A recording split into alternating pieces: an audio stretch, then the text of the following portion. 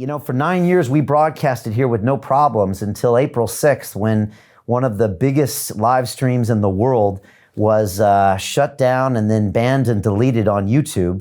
And now I've been introduced to this concept of censorship, which I always thought happened to the other guy. I'm curious, how do you see freedom of speech in the digital era?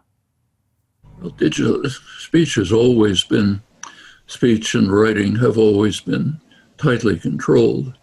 Nobody ever paid any attention to it because the targets were overwhelmingly on the left, and so therefore it was considered perfectly normal and okay. Now the targets are ranging more widely, right-wing interests, of course, becoming an issue. But we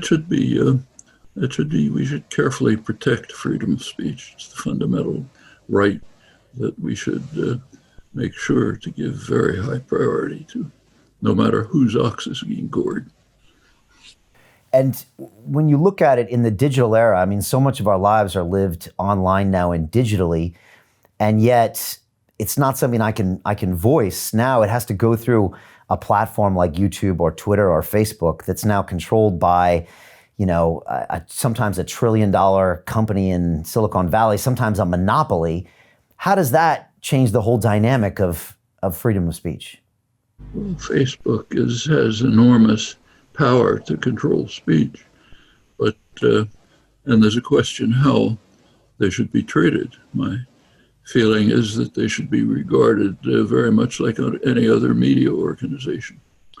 So they shouldn't be under any government control, but they should be subject to whatever conditions the regular media are. So, for example, personally, I don't believe in libel suits, but if there are libel laws, they ought to be subjected to the same laws that the Times or the Guardian are.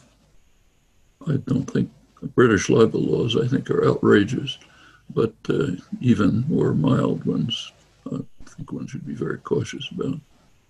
However, to free them from that seems to give them a kind of an unfair position relative to the regular media.